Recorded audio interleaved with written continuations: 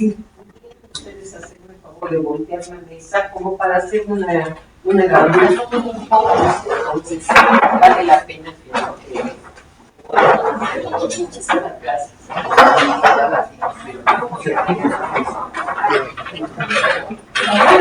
Entonces, yo creo que sería eso, porque bueno, lo que sucede es que para hacer herradura esta pendeja tenemos que dar como perdón ustedes.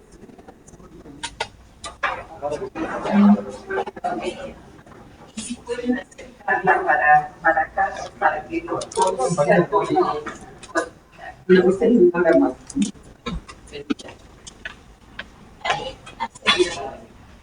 Entonces también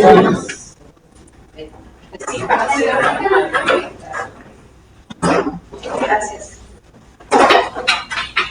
Esto varían las personas. Ok. Pues entonces. Yo creo que van a estar más cómodos solo porque están todos. Si me permiten, yo también acercaré una silla. Gracias.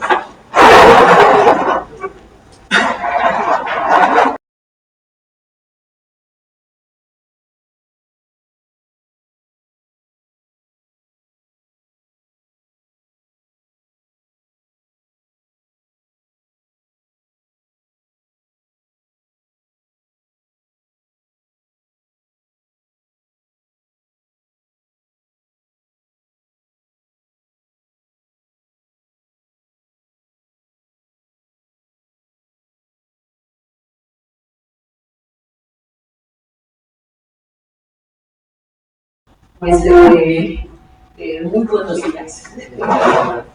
Les agradezco mucho la posibilidad de trabajar con ustedes.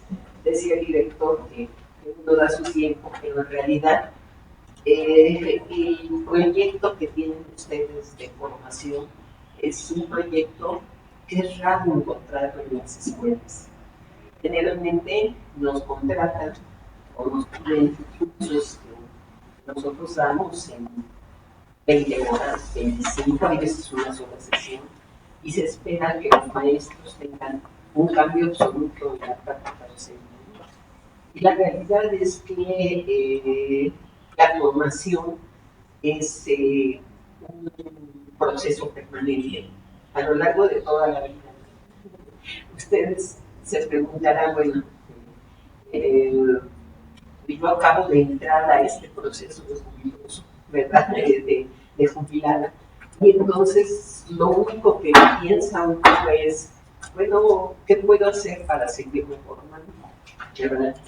Porque realmente la persona que diga, yo ya estoy formada, ya tengo una licenciatura, es que ve la formación como instrucción, ¿verdad? No ve la formación como un cambio permanente que uno va teniendo a lo largo de la vida de acuerdo con la edad que va teniendo, ¿no? Y esto nos lo enseña verdaderamente la docencia, nos lo enseña también, en este caso, lo que es condiciones físicas para poder seguir haciendo una actividad de vida. Entonces, bueno, en primer lugar quiero agradecerles que me reciban, porque esto es un regalo para mí, porque estoy haciendo lo que me gusta. Entonces, la realidad es que el esfuerzo del cual hablaba el maestro Miguel es un regalo. No le puedo llamar de otra manera, ¿no? Entonces, enamorada del proyecto, creo que puede tener resultados muy favorables.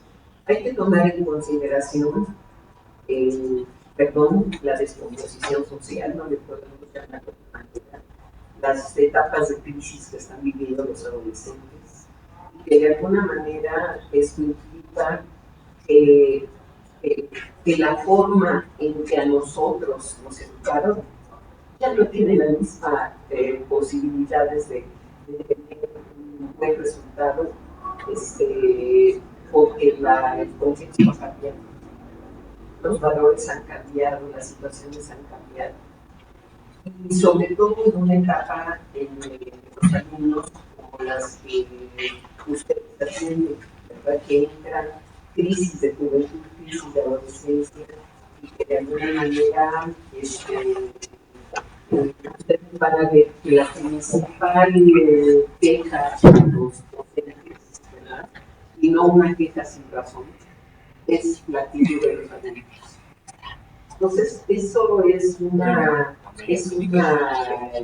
problemática que frecuentemente en estos contextos escuchamos mencionar a los docentes. Es que, ¿cómo quieres que los alumnos aprovechen el proceso educativo si en un momento dado tienen una mala actitud? Pero pues también hay que ver que esa actitud es el resultado del contexto, el rompimiento familiar, las malas influencias, la descomposición social, es un círculo vicioso. Pero dentro de este círculo vicioso hay que buscar la manera en que los alumnos tengan una formación que les permita desarrollar yo diría una mejor calidad de vida, ¿verdad? Y dentro de esta calidad de vida implica la formación de valores, de actitudes, y no solamente de conocimientos. El hecho de que ustedes estén aquí, bueno, garantiza que en un momento dado van a darle continuidad a un curso.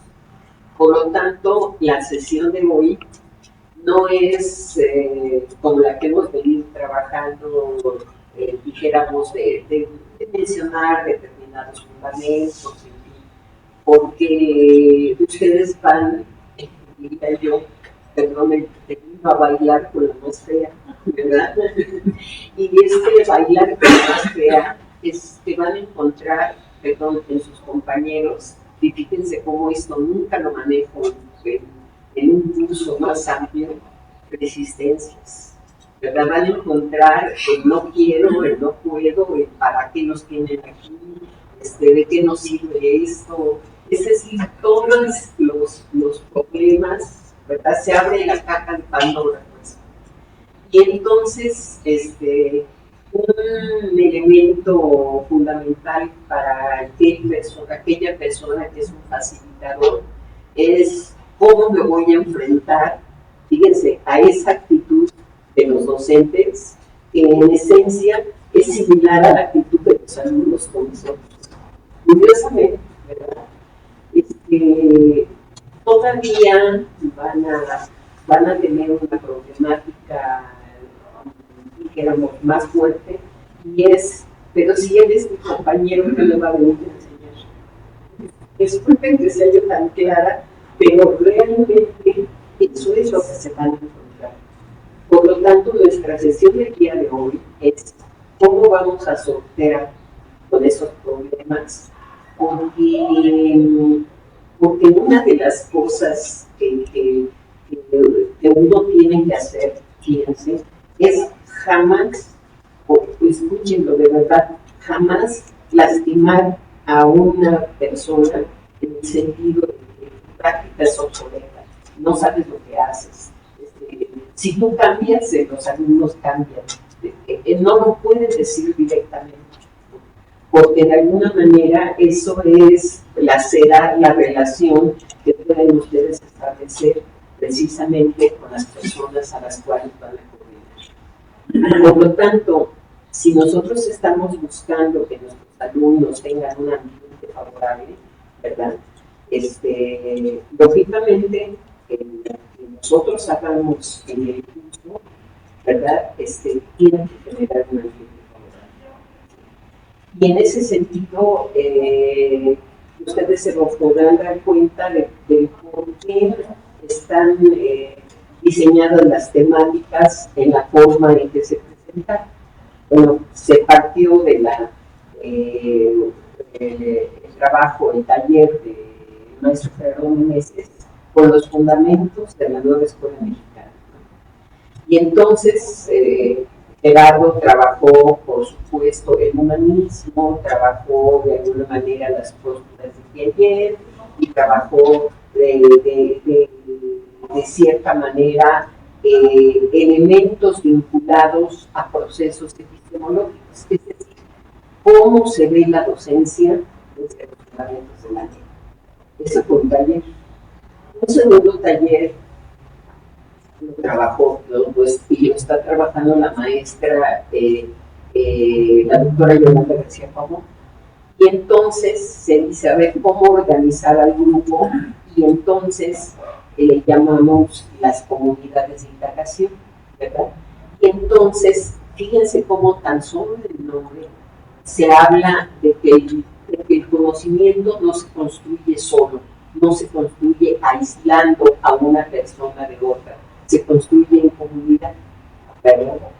Por lo tanto, hay un tercer elemento de qué tipo de formación se va a dar. Este trabajo lo desarrolló el doctor Pablo Flores del Rosario, y él trabajó lo que sería el pensamiento.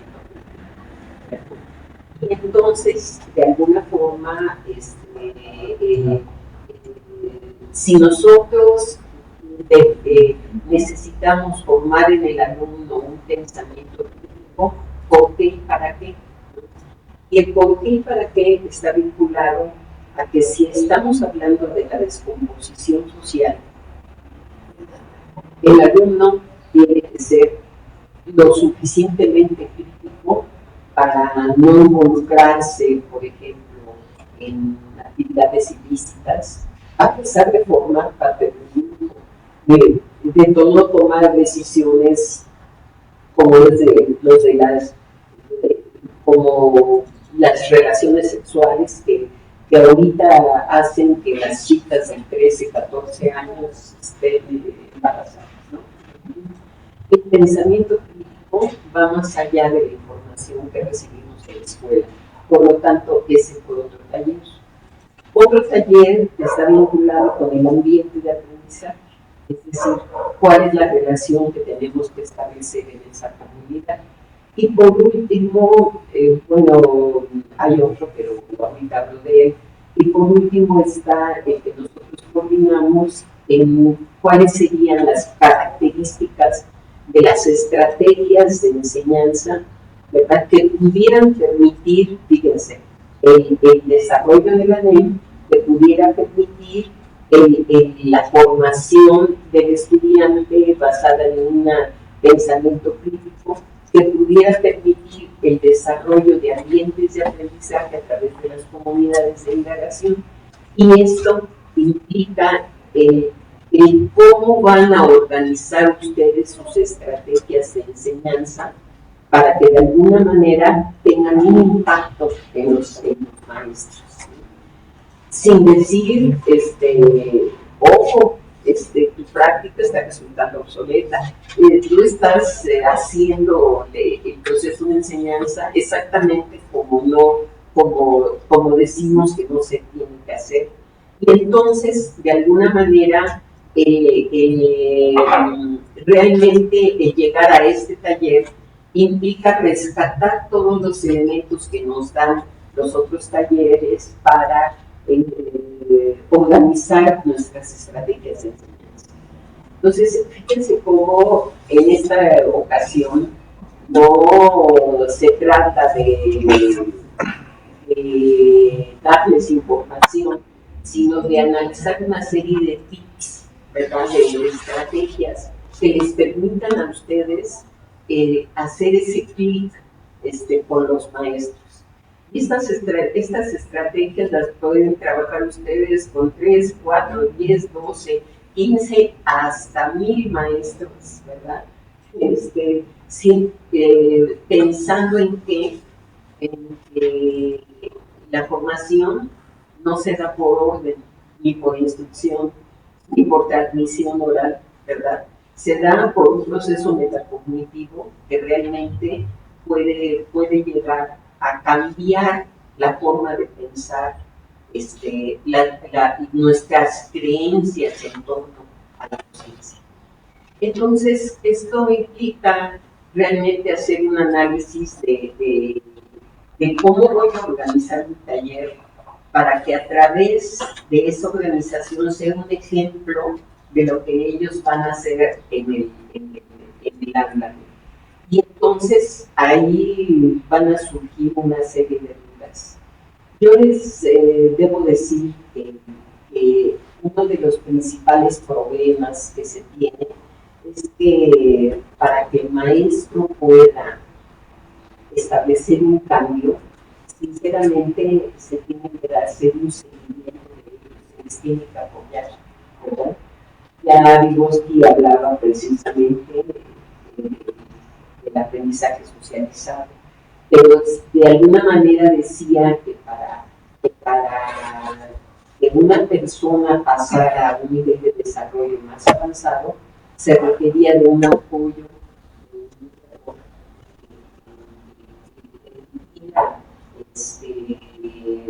generar un sustento en el momento que lo necesitara. A mí me parece que eso es lo que le hace falta a sus maestros, pero inicialmente tiene que haber un cambio en la percepción de lo que implica enseñar.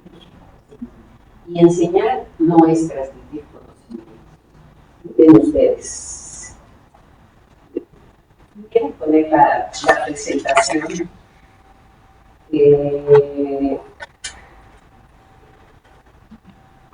¿Tienes el control para que le cambie? No, ahí le van a ir cambiando. Por favor, está. A ver, ¿qué puede avanzar? Sí, voy a regresar después. Sí, por favor.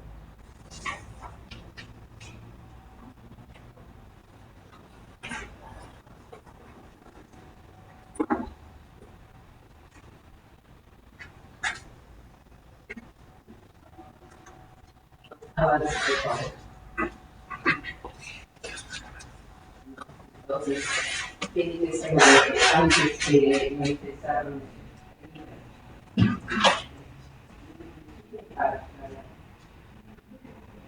a ver,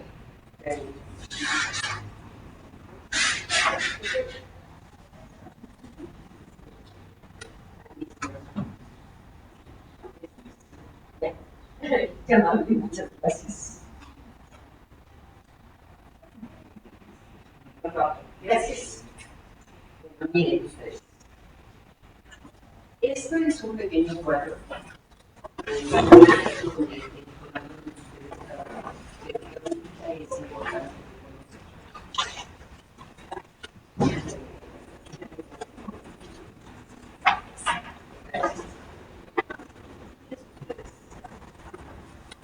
Si hablamos de paradigmas de educación, ¿verdad?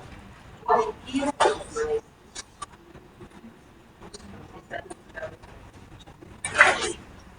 es decir, el tipo de maestro. Esto es algo que debemos generar como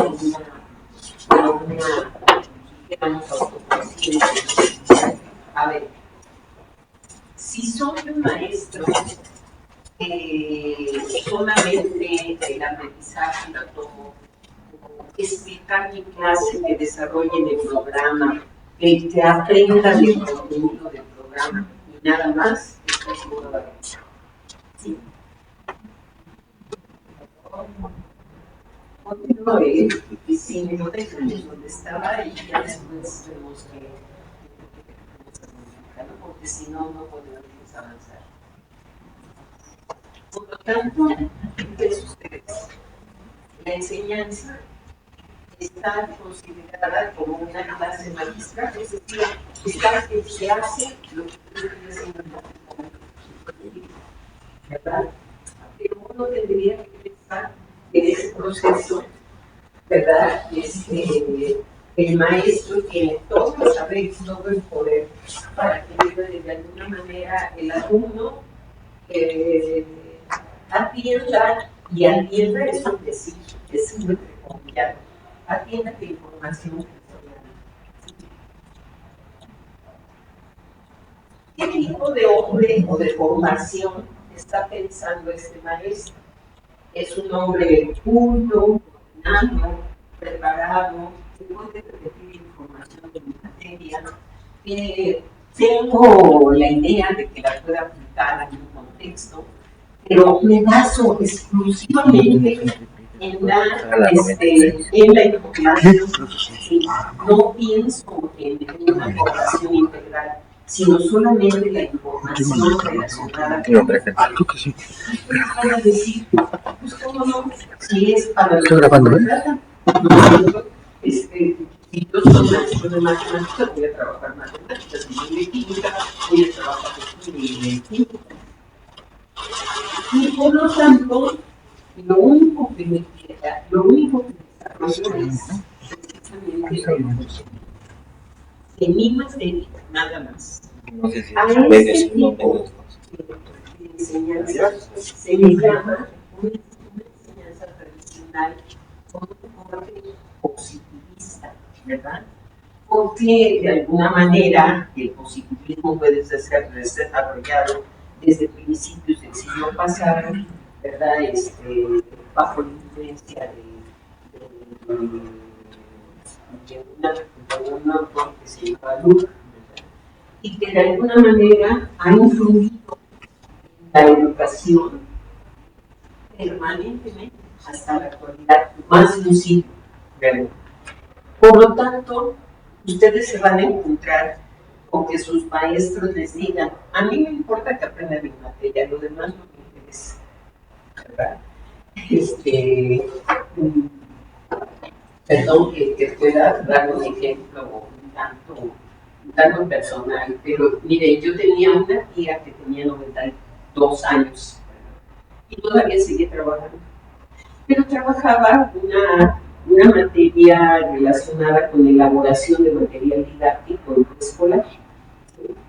Y entonces surge ese currículum en donde el material tenía que ser elaborado para desarrollar un contenido que otro maestro definía, ¿verdad?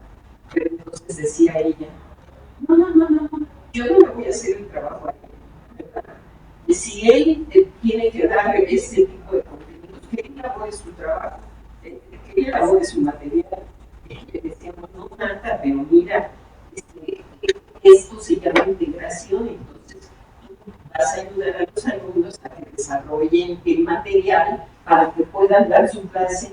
No, pero yo no les voy a hacer el trabajo a otros. Si se dan cuenta, la idea es que yo soy el maestro de determinada materia y no tengo relación con lo demás. Ese es el corte positivista. Por lo tanto, busco darle la información que requiera. Pero bueno, hay otro tipo de maestros que de alguna manera están más influenciados por la situación económica del país. Por ejemplo, esto que llamamos escuela instrumentalista surge a partir de la Segunda Guerra Mundial, en donde todos los países estaban en franco desastre económico. ¿Por qué? Por la Segunda Guerra Mundial. Entonces surge la idea de que todo proceso debía contribuir al progreso del país y que de alguna forma la enseñanza tendría que ser absolutamente eficiente y eficaz. Es decir, que aprendiera más en el menor tiempo posible. Y entonces, por supuesto, se basa en una postura conductista, en donde hay un estímulo que genera una respuesta, es decir, el maestro enseña y el alumno aprende. Sí, pero aprende lo que decía el maestro Miguel Acevedo, replicando, ¿verdad? Reproduciendo la enseñanza.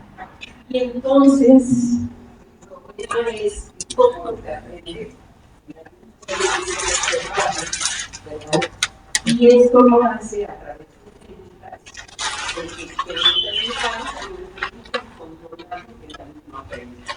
ahí es donde surge, por ejemplo, el seminario, el trabajo grupal, los paneles, todo ese tipo de exposiciones trabajan de alguna manera el grupo, pero fíjense, no desaparece, ¿no? Pero entonces aquí viene un problema inmenso. Si soy yo quien enseña y está la escuela instrumentalista cuestionando a la educación tradicional, entonces el maestro organiza a los alumnos por equipos para que sean los alumnos quienes pongan la información pensando que esta información realmente ahora va a ser analizada por los estudiantes. Pero el estudiante la replica de manera repetitiva y de manera memorística, con una desventaja. Él no tiene el conocimiento que los maestros tienen para. Y entonces fíjense lo que sucede, ¿verdad? Yo le llamo esto la técnica del pastel, ¿verdad? Donde la técnica del pastel, a ver, permítanme explicarlo fácilmente. Fíjense, en la técnica del pastel integramos el equipo y decimos, a ver,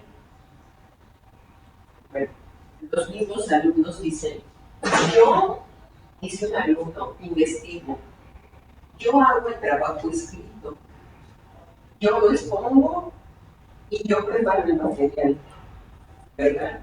Y entonces, ¿a qué me refiero con la técnica del pastel? Quien busca información tiene un tipo de experiencia, pero quien lo expone o quien lo escribe tiene otro tipo de experiencia, pero no necesariamente domina el conocimiento, porque cada uno tiene una parte del desarrollo académico. Y entonces, ¿qué sucede? Que yo me estoy yendo con equipos de 4, es fácil, pero si esto aumenta, ¿qué hacen los demás? Y entonces viene la queja de que pues el maestro él ni siquiera se presentó con nosotros, ¿verdad? Y forma parte del equipo porque está su nombre en el trabajo, ¿verdad? Y entonces vemos cómo los alumnos van pasando de un semestre a otro, muchas veces sin trabajar. Hemos encontrado casos muy graves, ojo, en que los alumnos son disléxicos y que no saben leer y sin embargo han llegado preparatorio, ¿verdad? ¿Por qué? Por este tipo de estrategias basadas en la segunda, que es una postura instrumentalista, ¿verdad? Aquí el aprendizaje se le cede al alumno. Y por supuesto, este tipo de aprendizaje, que hay autores que lo analizan muy profundamente, como Habermas, cuando habla del razonamiento instrumental, ¿verdad? Dicen, ¿a qué nos ha llevado?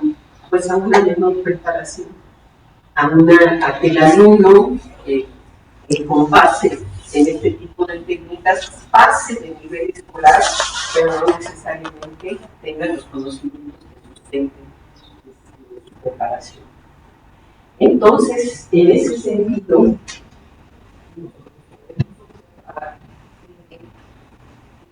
la escuela fue cuestionando también esto, ¿verdad?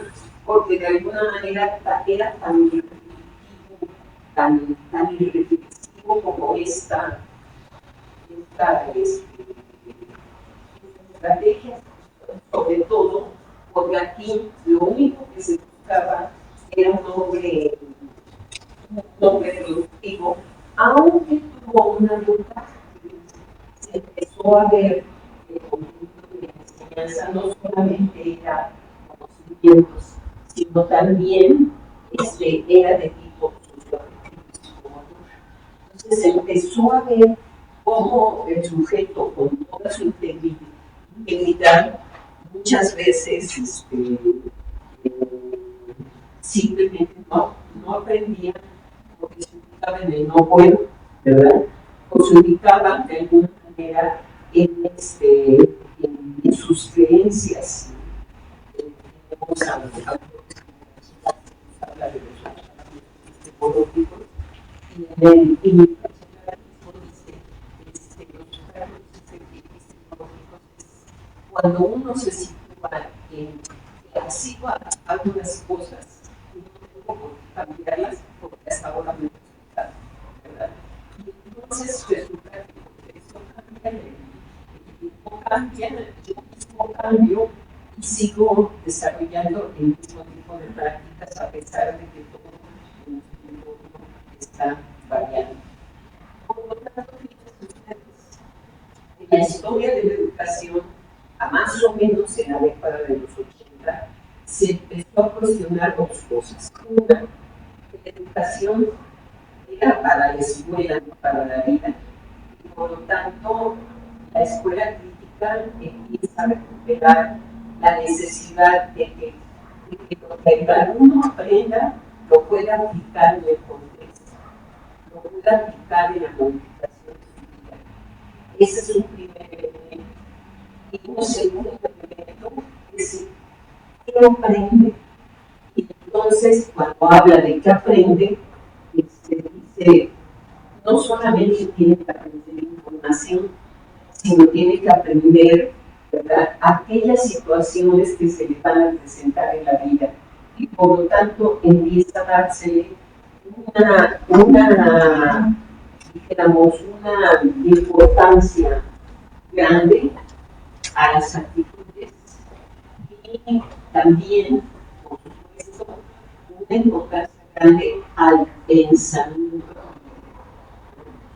Y entonces vemos que el aprendizaje no se considera nada más el desarrollo de información, sino el desarrollo, ¿verdad?, de todos aquellos elementos que me permitan aprender.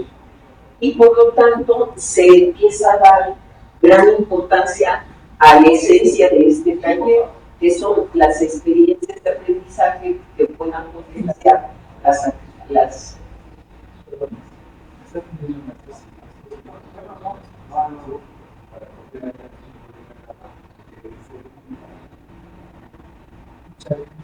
sí, ahorita se la paso. ¿No sería más fácil aproximarnos?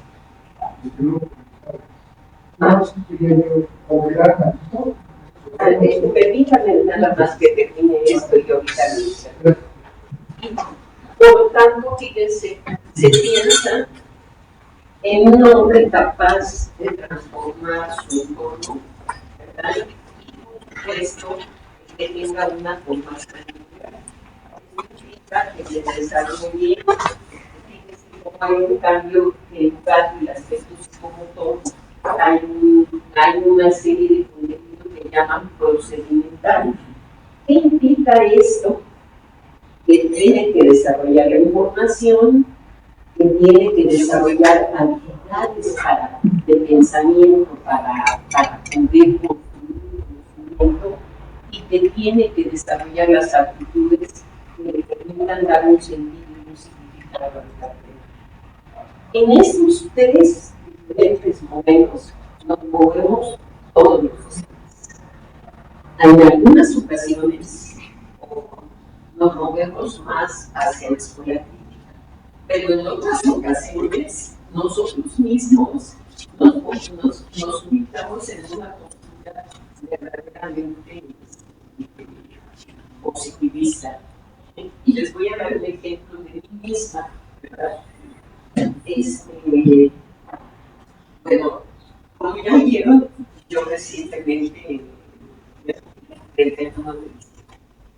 Y entonces, en la escuela donde trabajo, tenía un alumno que me faltaba por pintar y era así como la piedrita en el zapato, ¿verdad?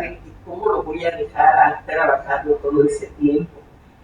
Tan es así, que me contaba, que en lugar de jubilarme en septiembre, dije yo, trabajo un semestre más y me da tiempo de que se titule. Pero él es un maestro que tiene 3 escuelas secundarias, ¿verdad? 19 horas. Y casi todo el tiempo se pasa trasladándose de una escuela a otra, por lo tanto él podía avanzar poco. Déjenme decirles que cuando hicieron la sesión de despedida de uno, siempre hablaban de mi paciencia, ¿no? Y cuando otros hablaban de mi paciencia, yo decía, fulano de tal no pensaría igual, ¿verdad? Porque realmente yo estaba desesperada porque él se terminara la tesis, ¿no? Para que se pudiera titular. Entonces, eso me puso a mí en un estado de estrés, en donde, ¿qué postura crítica? ¿De qué postura crítica? Positivista al pie de la letra, tienes que hacer esto y esto, porque sentía yo que el tiempo me ganaba. Entonces, nosotros mismos, dependiendo de las circunstancias, nos ponemos en una postura u otra. El problema es fundamentalmente de qué estamos convencidos. Y entonces, ¿de qué se trata de que convenzan ustedes a sus maestros? Si en un momento dado el maestro no piensa que trabajar desde una postura crítica, o sea, el pensamiento crítico, este ambiente de colaboración, aprendizaje socializado, puede darle una mejor formación al estudiante, por mucho que ustedes trabajen en un taller, ¿verdad? El maestro se va a ubicar en las gerencias que ha desarrollado por 20, 25, 5 o 10 años, no importa, ¿verdad? Él siente que si da la información, avanza más, ¿sí? Pero él avanza, no así el alumno, porque el alumno memoriza. Y entonces, ¿dónde está la aplicación del conocimiento al entorno? ¿Dónde está, de alguna manera, el desarrollo de actividades para reflexionar, para razonar, para observar? ¿Verdad? Es verdaderamente,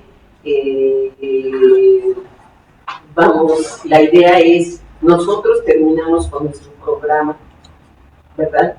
Pero la formación del estudiante se queda tan pobre que muchas veces ni se acuerda de nuestro propio nombre, ¿verdad? Que nada más una maestra gordita con tantas características, ¿de qué era? Ya no nos sorprende, es decir, cuando años después se reúnen, ni siquiera formamos parte de sus recuerdos académicos, y menos la materia, y mucho menos la información. Y entonces nos tendremos que preguntar, ¿qué efecto tiene el que nosotros transmitamos información que para el alumno resulta irrelevante? ¿Sí me doy a entender? Es decir, estamos en un ambiente en el que estamos en un ambiente en el que hay una serie de postulados que no están mal, ¿no? Estoy hablando de formación integral, de pensamiento crítico, de identidad, de muchos elementos que son los principios de la ley y que de alguna manera, si los aprovecháramos, lograríamos una mejor formación. Pero la gran dificultad estriba en que ustedes van a necesitar establecer una comunicación con sus maestros en donde ellos desarrollen por sí mismos la iniciativa de cómo cambiar y hacia dónde llevar sus procesos de formación. Aquí debo decir que este cuadro, que aparentemente es desastroso, no lo es. Eso es lo que a nosotros, por lo menos a mí, me ha ubicado con los maestros. porque, porque en contra de la idea que se tiene de que el maestro no quiere, ¿verdad? De que el maestro se va a quedar en una práctica obsoleta, cuando se logra desarrollar esa relación, y el maestro encuentra pequeños tips que le permitan generar otro tipo de docencia, les aprovecha, ¿verdad? El maestro es verdaderamente un sujeto creativo. Y ojo, no hablo de todos, porque así como hay ingenieros, doctores, no sé, obsoletos, también no hablamos entre los maestros. Pero el maestro actualmente es una persona que capta y de alguna forma, cuando encuentra metacognitivamente, o sea, por toma de conciencia, algo que le es útil, empieza a desarrollar. La tarea del maestro es maravillosa y ustedes se van a encontrar con que el trabajo con ellos es de lo más apasionante. Solamente hay que encontrar las estrategias para poder lograr este cambio e irse orientando un poco más hacia la propuesta. Y entonces aquí viene la reflexión. ¿Qué problema encuentran ustedes dentro de sus maestros, ¿verdad? Dentro de lo que han vivido con sus compañeros para lograr este cambio?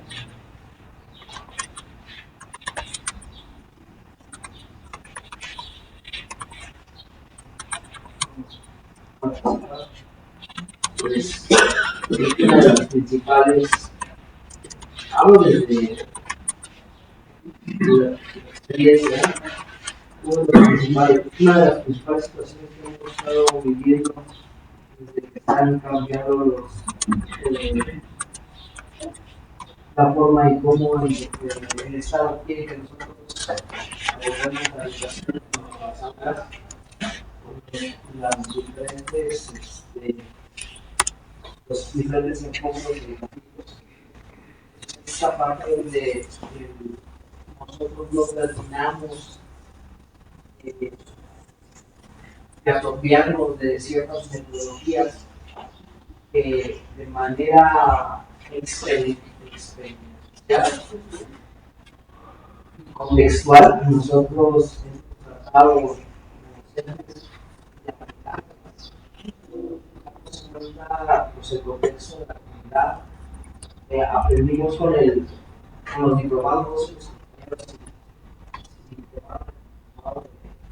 competencias ahí, hablamos mucho esa parte de lo que es el contexto, entonces no tantos cuentos. Entonces, a través del contexto, nosotros podemos aplicar cierta metodología, entonces unas no eran factibles para ciertos tipos de estudiantes, para cierto tipo de comunidades. Entonces, esta parte de no culminar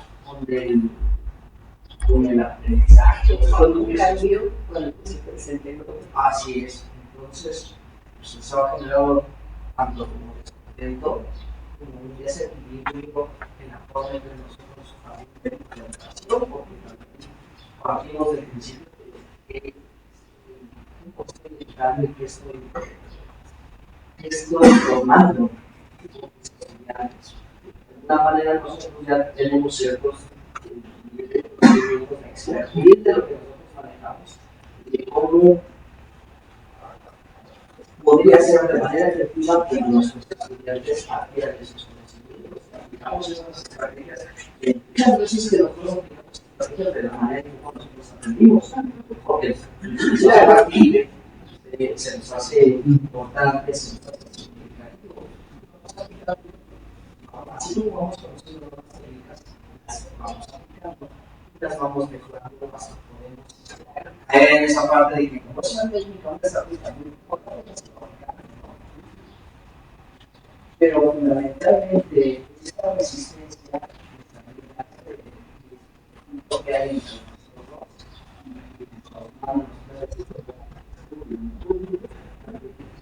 algunas otras veces hemos platicado,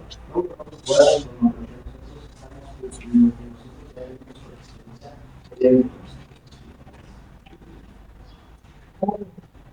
a ver, un proceso de reflexión. Lo que nosotros tenemos como experiencia que deben conocer los estudiantes. Fíjense, en la primera columna, el maestro piensa que debe conocer mi materia y solamente me dedico a la información.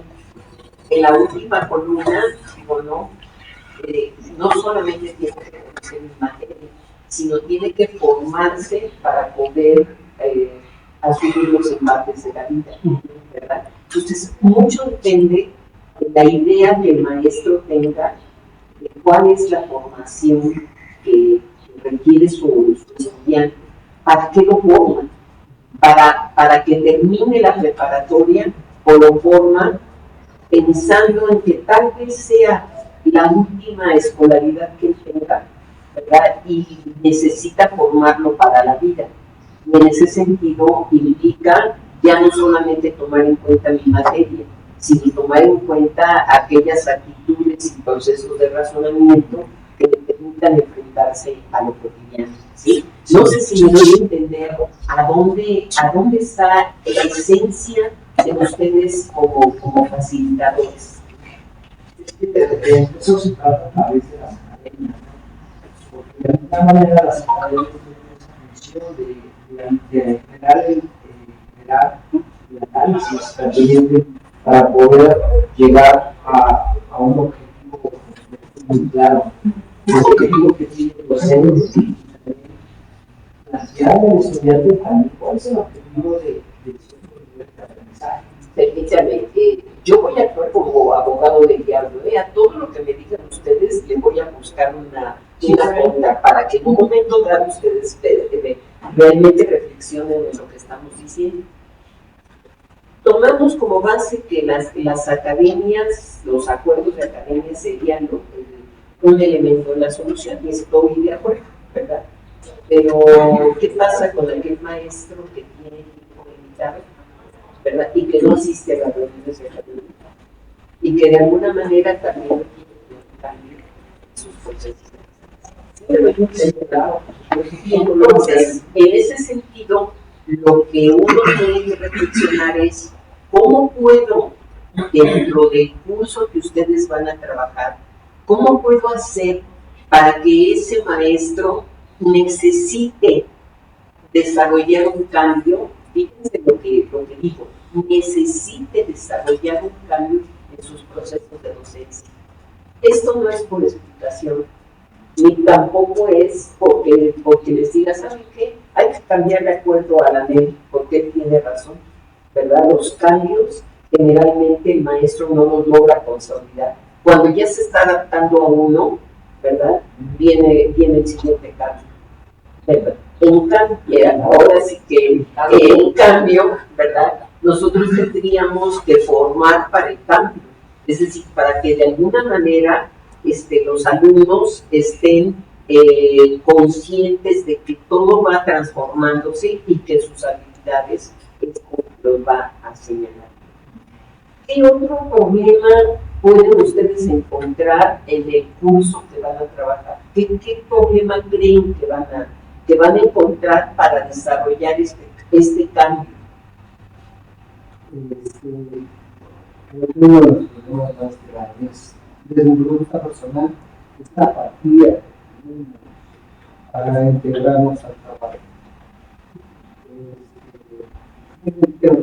Va a haber una sesión del taller, va a estar nuestra compañera y yo digo, vamos a hacer el taller. Comentarios con los compañeros dicen, me gusta mucho esto, ¿verdad? O sea, desde que llegan los talleres, sí, me gusta estos ejercicios de intercambio de opinión con los compañeros, pero creo que no a todos.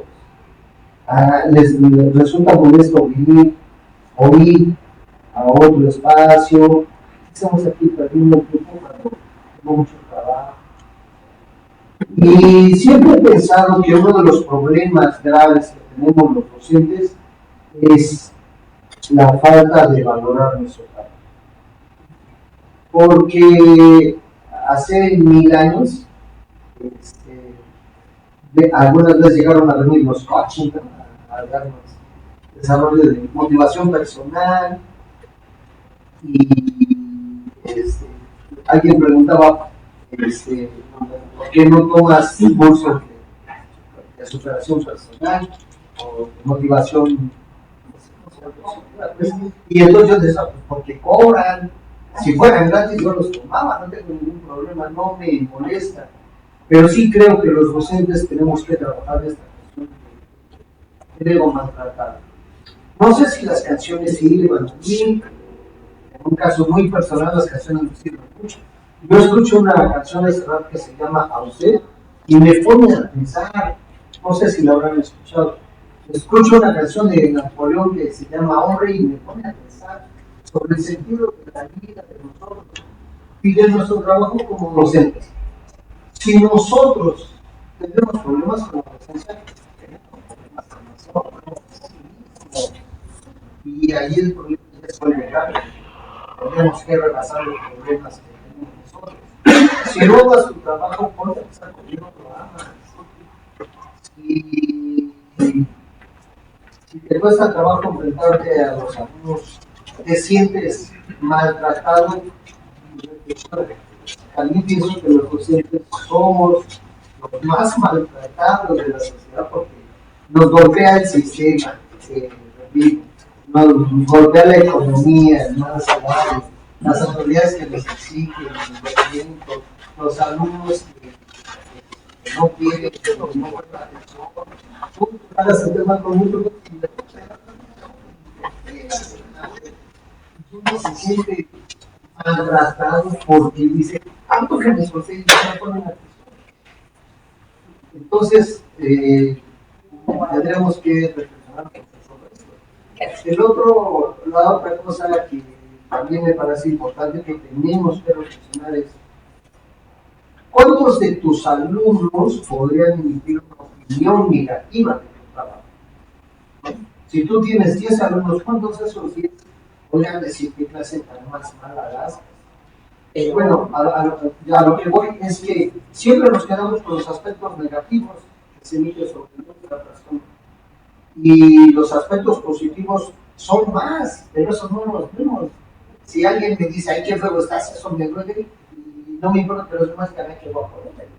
Y entonces tenemos que trabajar eso. En ese sentido, nosotros podemos ver, efectivamente van cursos y vienen. Si es de coaching, está trabajando en el aspecto motivacional particular.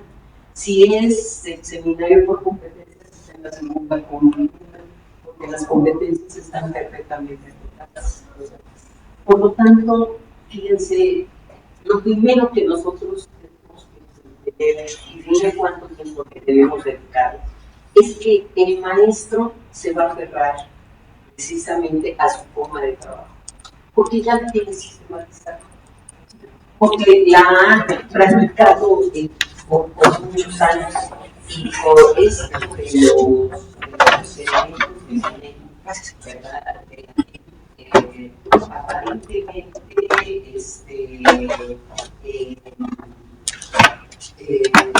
por eso es más sencillo y los escuchamos, pero como si no lo viéramos, no vamos analizando. Porque el maestro exactamente está, digamos, en su zona de confort, en el sentido de que lo que he venido haciendo, fíjense, es ético, es responsable, cumplo, ¿verdad? Doy lo mejor de mí, pero el problema es, ¿verdad? Que a pesar de todo eso, a pesar de todas mis cualidades, porque realmente de mi dedicación, ¿verdad? Mi posición, que valoro mi propio trabajo, los alumnos mecanizan y no aprenden. Y entonces uno, perdón, yo casi todo lo impacto en el estómago, se dice, pero ¿cómo puede ser posible si le he dedicado tanto tiempo? Por eso les puse el ejemplo del maestro, ¿verdad? Que yo tenía urgencia de sacar. La realidad es que lo primero que tiene que hacer uno con los maestros es algo que Bachelard bien llama ruptura epistemológica. Es decir, tenemos que responder, que romper con la creencia de que lo que estamos haciendo le está dando al alumno un buen resultado.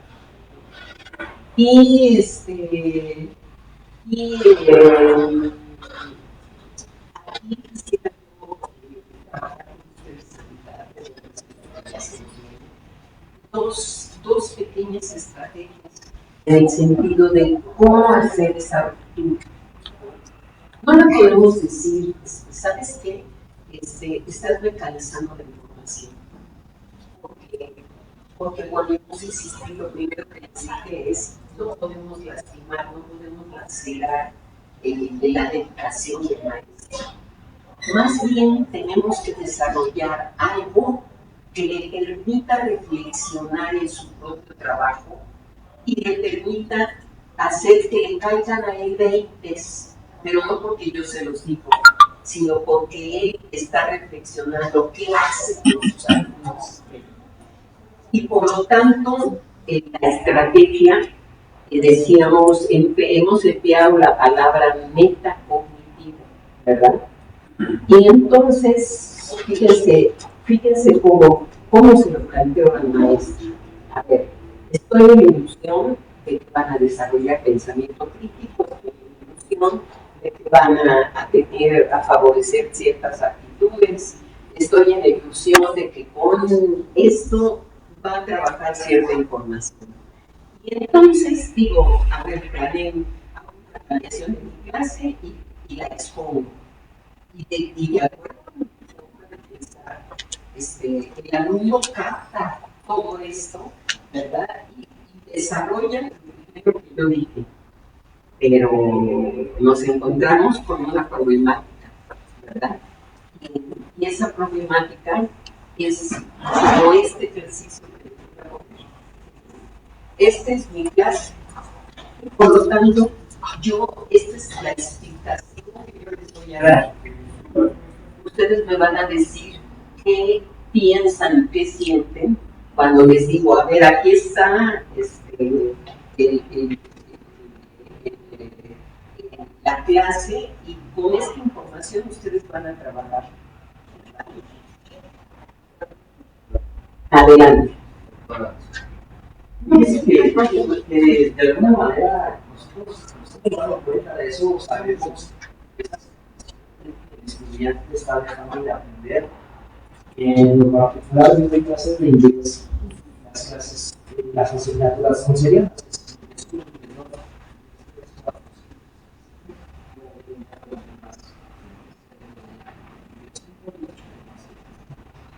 Entonces,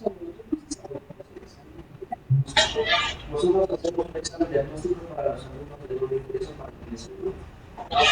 De ahí partimos para saber qué conocimientos vienen estudiando. Cuando llegamos al segundo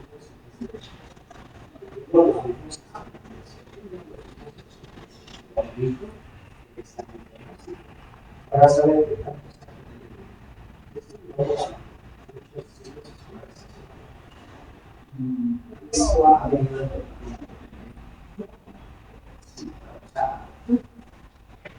y luego lo comparto con los estudiantes y comencé a exponerles que les enseñé esto. Yo les enseñé estos temas.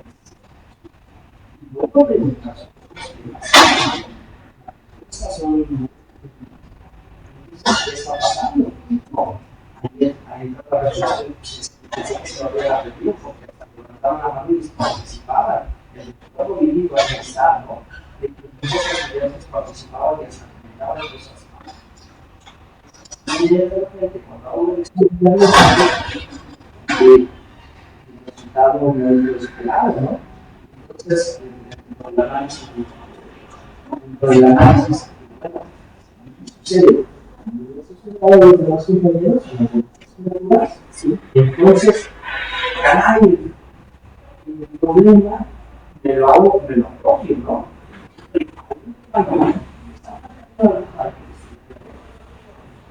Adquiere el conocimiento, la persona, ¿no?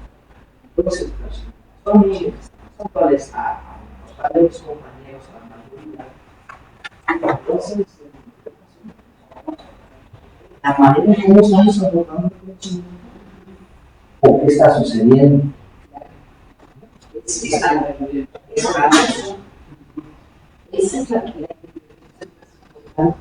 porque sabemos que está pasando cuando ustedes están yo digo, sí, es cierto, porque realmente ni siquiera volteé a ver a los demás, pero estoy segura que todos estaban diciendo que sí a lo que usted estaba mencionando. Hay algunos que clase en clase y ya no se acuerdan. No es otra cosa.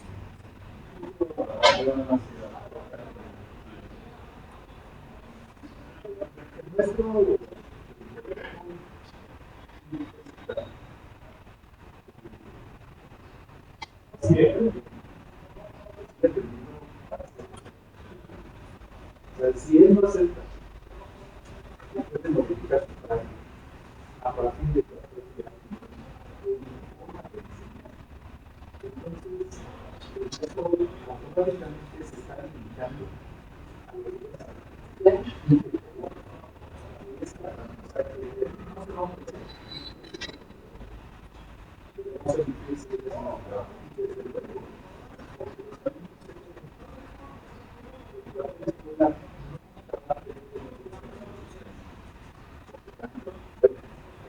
que estamos hablando de este momento.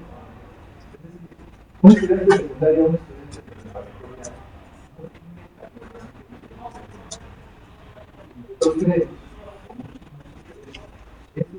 entonces, para continuar con esa manera, hemos trabajado mucho trabajamos en ciertas cosas. Casi todos son secundaria y preparatoria.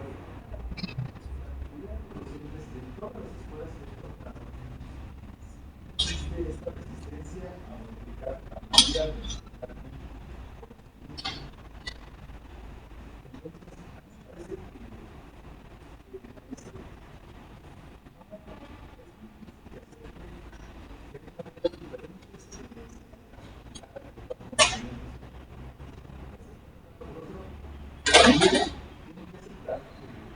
la naturaleza de la asignatura o área de conocimiento, una forma de hacerle llegar a los estudiantes no es la misma. No es lo mismo enseñar inglés a enseñar no es lo mismo enseñar matemáticas habría que el que aprende es un joven con ciertas características sociales, psicológicas, el trato de desarrollo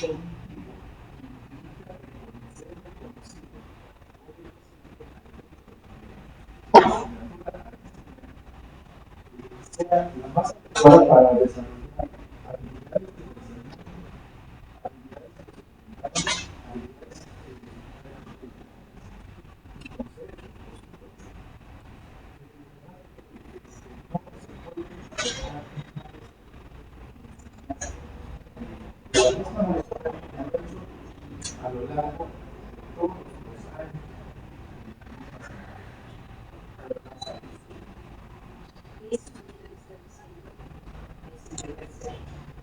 El maestro no se puede enfrascar en una forma de enseñanza.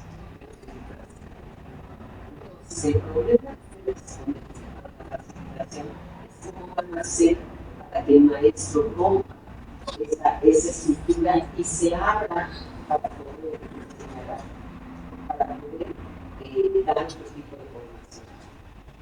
Debe ser esto que nos dice la primera columna, ¿verdad?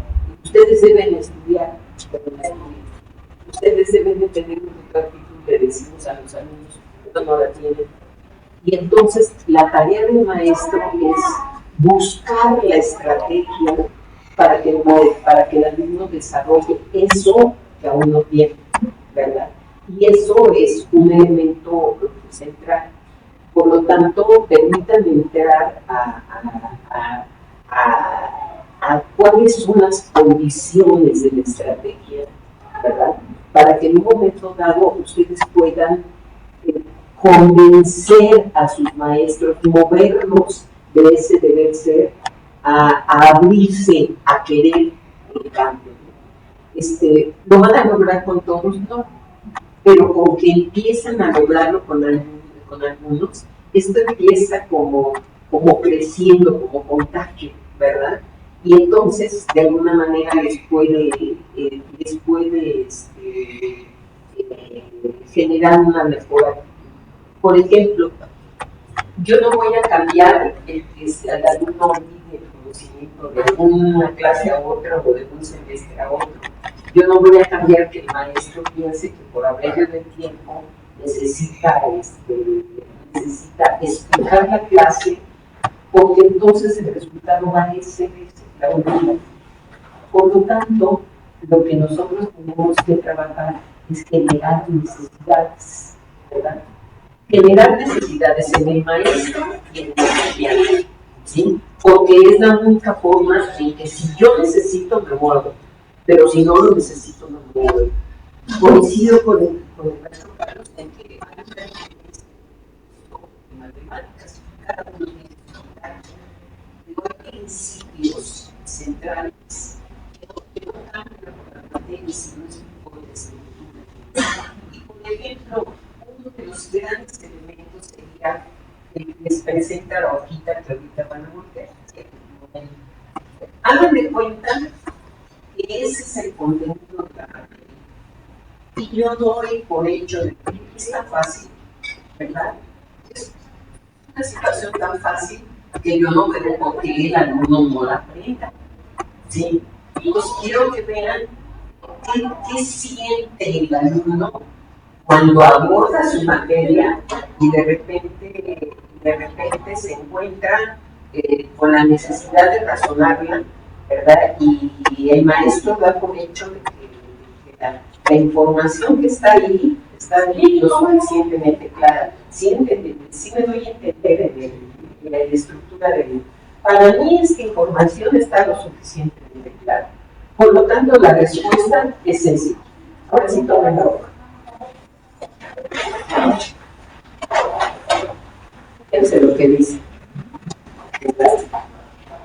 La sección del paraíso, que era muy agitada, se propuso medir los martes, jueves y sábados. Y decir la verdad, los demás días de la semana. 5 días por ahí va. Es una manzana. Lo tengo prohibido, dijo historia. Puedes aprovechar para comerla hoy, el sábado y Dios está descansando. No, porque mañana es miércoles y será peor y si la serpiente hierba cayó en el mar. ¿Qué tienen que decir ustedes? Podría deducir en qué día de la semana tuvo lugar la conversación entre Eva y la serpiente.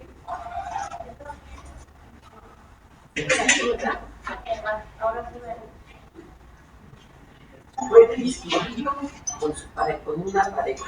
Entre los dos sacan el dinero.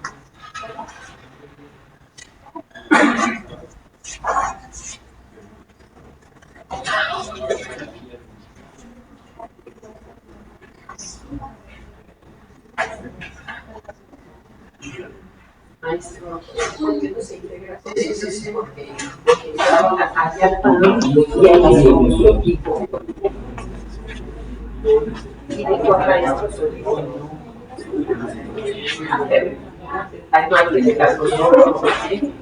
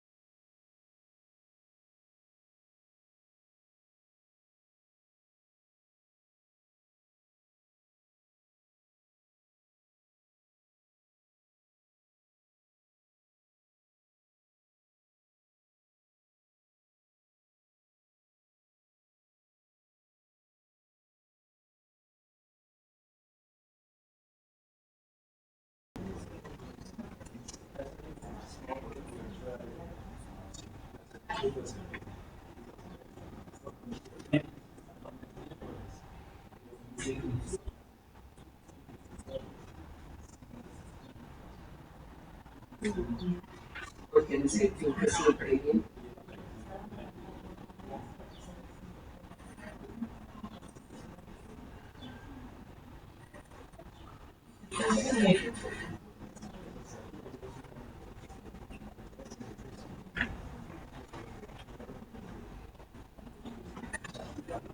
Tienen que ser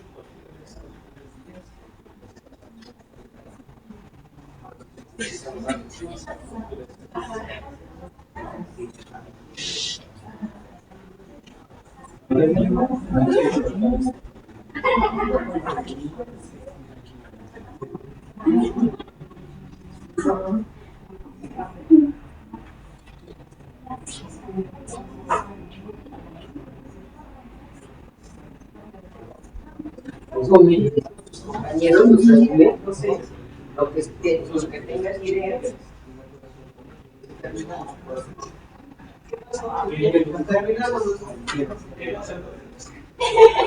No, sí se puede reducir.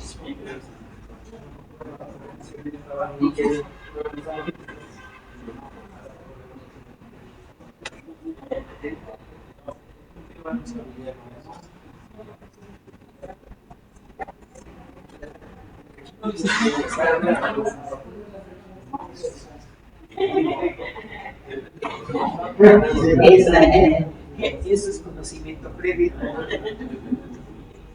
se puede aprender la religión. Sí, también. ¿Qué pasa? Pero el martes lo sé.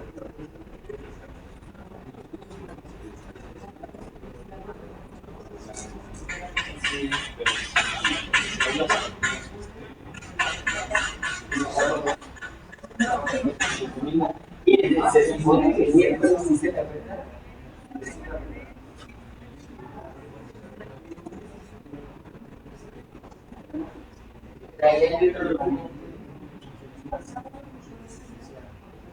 Pero sí.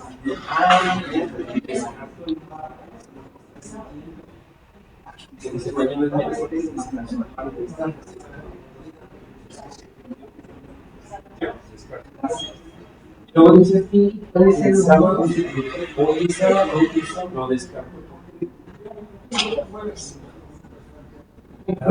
muy bien. Ahí va otra vez.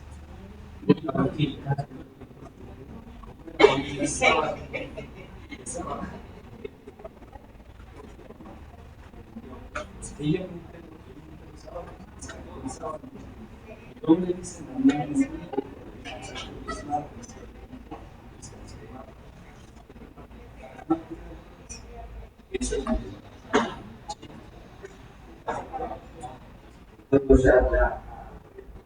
Muy bien. Fíjense, por la argumentación de perfecto. Fíjense ustedes, si yo, maestro de cualquier área, pienso que esto ya resulta claro para mis alumnos y que de alguna manera lo que estoy diciendo es, ya después quiero que además me hagan una contestación y les sistematice. De repente, me encuentro con que los alumnos no entienden el tema, ¿verdad? Y entonces uno tendría que decir lo que para mí resultó claro, para ellos, ¿verdad? Pero no se atreven a decirlo muchas veces porque como la baja puntos, a perder el autoconcepto, una serie de cuestiones. Por lo tanto, un primer elemento tendría que ser pensar que lo que yo doy por hecho, ¿verdad? Que el alumno ya entendió, no puedo confiar de que ya lo entendió, ¿verdad? Porque de alguna forma el proceso de aprendizaje siempre tiene sus diferencias, ¿verdad? Y partimos de la creencia de que el alumno ya lo comprendió, pero ¿por qué les pongo este ejercicio? Simplemente para que vean cómo se siente el alumno cuando el maestro piensa que ya explicó o adecuadamente, y como se siente ahorita ustedes, es como se siente el alumno cuando no le entiende a la materia. ¿Cómo se siente? Con duda, muy bien. Sí, frustrado, lo discutieron. ¿Qué más? ¿Cómo se siente? Tiene curiosidad.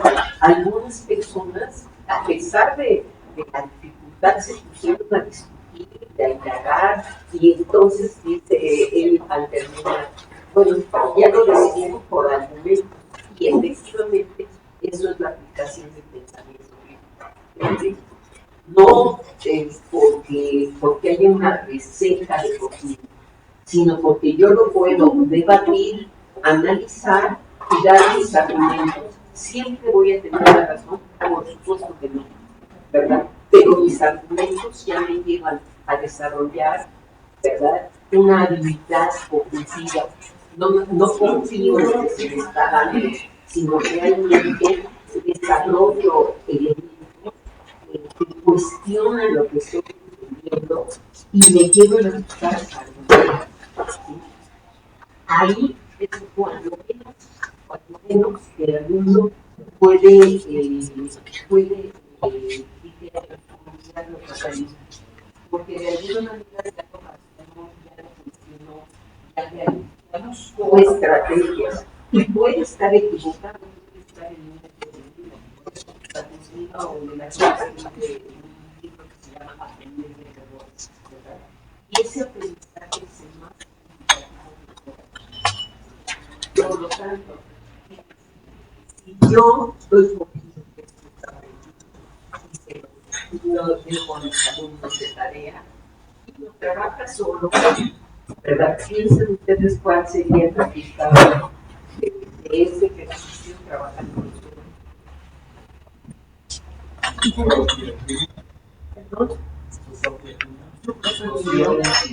Pero no hay una contradicción, no hay un cuestionamiento de por qué están sacando ese resultado. Y ustedes van a poder ver, ¿verdad?, que los resultados difieren de acuerdo al razonamiento. A ver, díganme ustedes qué día que sí tuvo esta plática.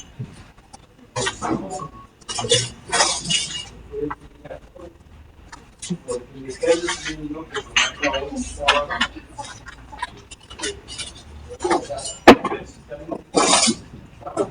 Descarto el sábado. Pero después de mañana es miércoles. Eso es lo que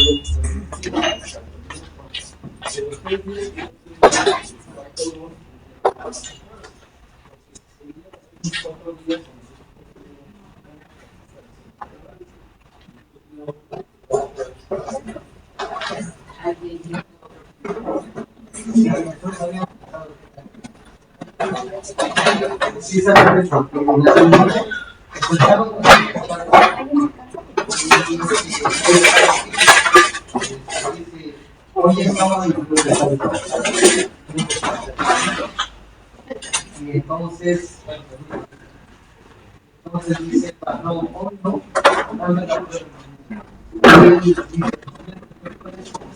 será peor. Entonces,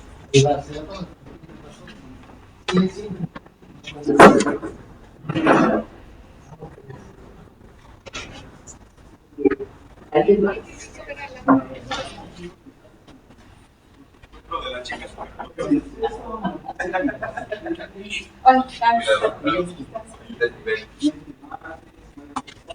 Gracias.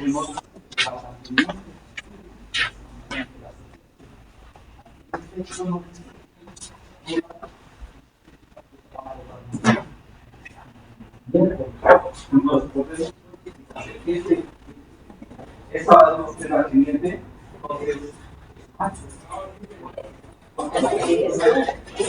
Ellos dijeron, a ver, dice, mañana es miércoles, y Serapio insistió la serpiente, o sea, que dijo que era miércoles, no es el sino la serpiente.